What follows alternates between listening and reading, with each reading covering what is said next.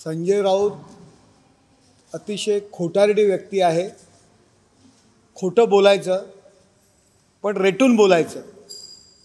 आज सकाळी त्यांनी जो आरोप केलेला आहे ती बदलापूरची जी शाळा आहे ती डॉक्टर श्रीकांत शिंदे यांच्या मतदारसंघात आहे.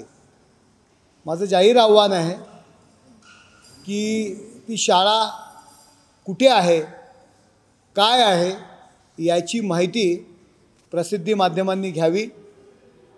ती शाळा भिवंडी लोकसभा मतदारसंघामध्ये बदलापूर येथे आहे. बदलापूर हा भाग भिवंडी लोकसभा मतदारसंघात येतो. संजय राऊत हे अनपढ आहेत राजकारणामध्ये. केवळ ओरडणं, कुठलीही माहिती न घेणं आणि केवळ आरडाओरड करणं आणि मी जे नेहमी आरोप करतो की ते नोकरी शिवसेनेची करतात उभाटाची आणि चाकरी ही शरद पवारांची करतात. त्या ठिकाणचा खासदार राष्ट्रवादी पक्ष शरद पवार गटाचा आहे आणि त्याला कुठेतरी पाठराखण करण्याकरता अशा पद्धतीचं वक्तव्य करतायत. त्यामुळे ते चाकरी शरद पवारांची करतायत. केवळ खोटं बोलणं आणि रेटून बोलणं हे त्यांचं काम आहे. संजय राऊत, आपण आरडाओरड करण्याकरता सक्षम आहात, परंतु काही गोष्टी माहिती घेऊन बोलायच्या असतात.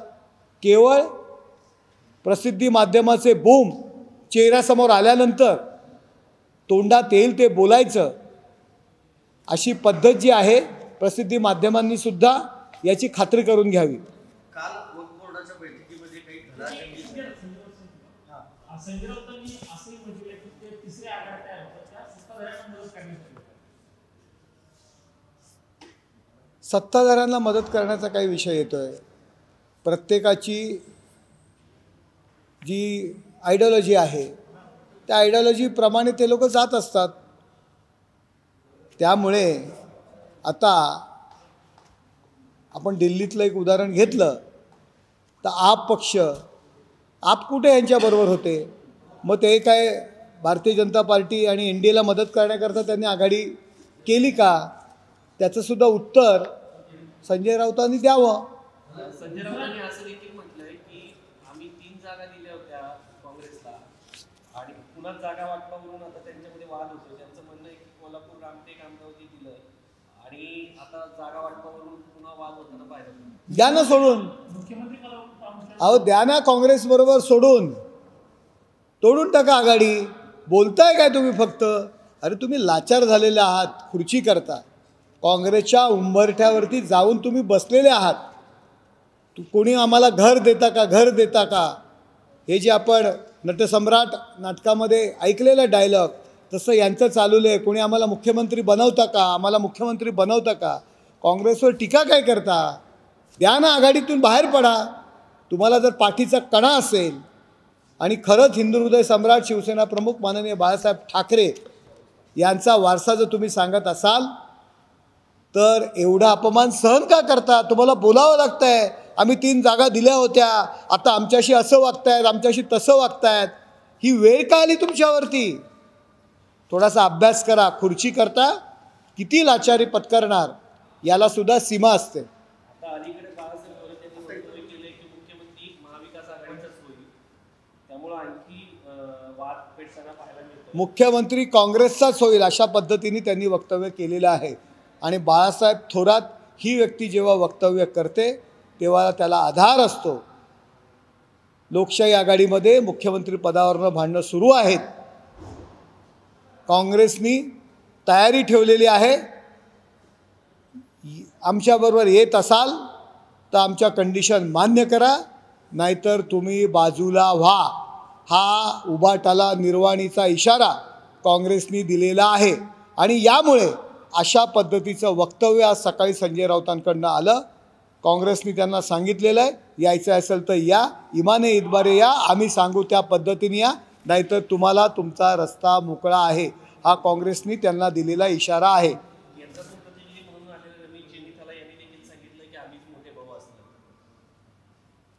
यावरती संजय राऊत आज सकाळी बोललेत का, तर नाही बोलले.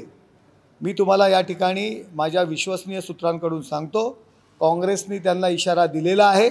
यायचं असेल तर आम्ही सांगतो त्याप्रमाणे या, आमच्या टर्म्स आणि ज्या कंडिशन्स आहेत त्या मान्य करा, नाहीतर तुम्हाला तुमचा रस्ता मोकळा आहे, अशा पद्धतीचा काँग्रेसने त्यांना दिलेला इशारा आहे.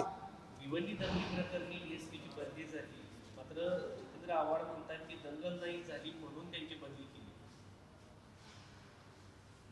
एकीकडे आरडाओरड करायची, आणि तुम्हाला आठवत असेल की यापूर्वी जितेंद्र आव्हाडांचं वक्तव्य होतं, या महाराष्ट्रात दंगली होतील.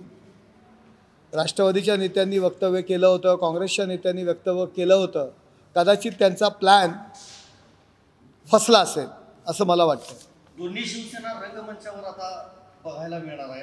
तुमच्याकडून येतंय मला काहीतरी सांगायचं ही नाटक, आणि ठाकरे गटाकडून येते 50 कोटी एकदम ओके ही नाटक.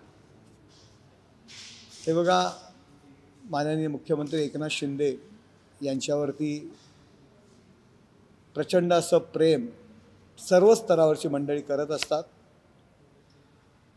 रंगमंचावरची असतील, कलाकार मंडळी असतील, सर्वसामान्य जनता असेल, आणि त्या प्रेमापोटी काही सांस्कृतिक क्षेत्रातील दिग्गज व्यक्ती एकत्र येऊन त्यांच्यावरती जो एक छोटासा प्रसंग, एकनाथ शिंदे म्हणजे काय हे महाराष्ट्रामध्ये सांगण्याचा जर प्रयत्न करत असतील तर आम्ही त्यांचं स्वागत करतो. आता ठाकरे काय करतायत हे मला माहीत नाही, पण मुख्यमंत्रीपदाचं त्यांनी जो रोल करण्याचा प्रयत्न केला होता, नाटकामध्ये अभिनय करण्याचा प्रयत्न केला होता, तो त्यांना काही जमला नाही, तो सपशेल फसला. त्यामुळे ते नाटकसुद्धा या महाराष्ट्रातील जनतेने पाहिलेलं आहे. वक्फ बोर्डाच्या बैठकीत बैठकीमध्ये काल झाल्याचं कळालं. काय नक्की विषय होता आणि मेधासूच्याने माफी मागण्याचा आग्रह. नाही, काही गोष्टी JPCच्या बैठकीतल्या आहेत, परंतु एक महिला सदस्य आपली बाजू मांडत असताना, आपले विचार मांडत असताना केवळ अल्पसंख्याकांमध्ये मी कसा मोठा होईल, माझ्या पक्षालाच अल्पसंख्याक की वफचे जे पाठराखण आहेत ते मला कसं मानतील आणि मीच कसा मोठा, ही सांगण्याची स्पर्धा त्या ठिकाणी लागली होती. आणि मी कसा विरोध करतोय हे दाखवण्याकरता काही प्रयत्न झाले, परंतु बैठकीतला तो विषय होता, तो काही बाहेर चव्हाट्यावर मांडण्याचा विषय नव्हता, परंतु त्याला सक्षमपणे आम्ही लोकांनी सुद्धा विरोध केला.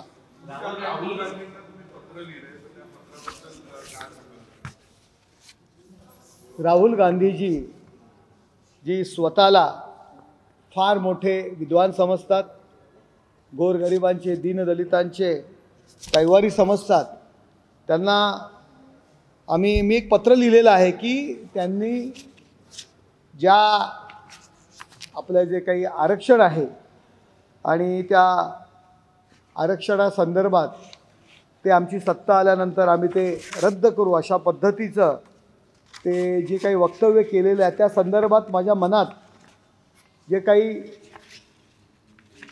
चिंता व्यक्त झाली किंवा माझ्या मनामध्ये तो तिरस्कार त्यांच्याबद्दल निर्माण झाला, त्या संदर्भात मी त्यांना एक पत्र लिहिलेलं आहे.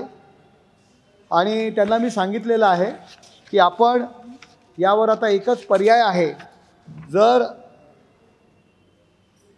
तुम्हाला माफी मागायची असेल तर चैत्यभूमीवर जाऊन महामानव पूज्य डॉक्टर बाबासाहेब आंबेडकर भारतरत्न यांच्या स्मृतीस्थळावरती नाक घासा, क्षमा मागा, एवढे तरी कराच.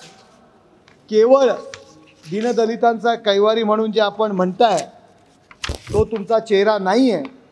आणि जे काही आपण मोहब्बत की दुकान जे म्हणता आम्ही उघडलेलं आहे, तुमचे खायचे दात वेगळे आणि दाखवायचे दात वेगळे आहेत.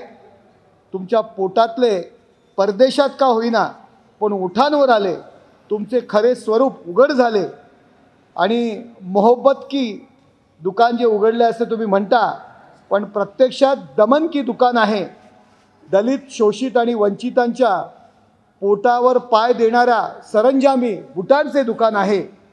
अमेरिकेत तुम्ही गुरमीत जे उद्गार काढले त्यामुळे देशातला दलित तरुण आता खडबडून जागा होईल असा आम्हाला विश्वास वाटतो. अशा पद्धतीचं पत्र मी त्यांना लिहिलेलं आहे.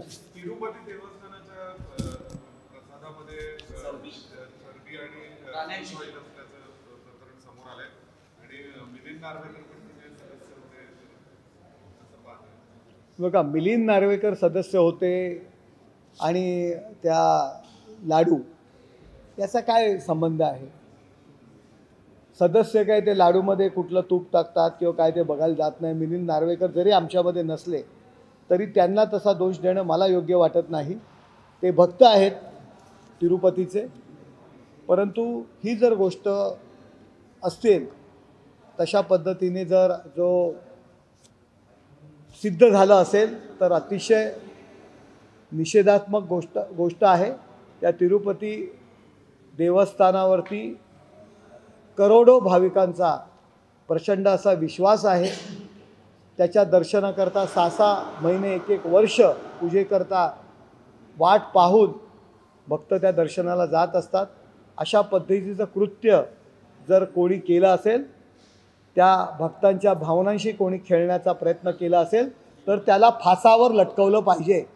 ही सुद्धा क्रूर अशी भावनांची हत्या आहे आणि अशा पद्धतीचं जर काम कोणी केलं असेल तर त्याला फासावर लटकवणं गरजेचं आहे.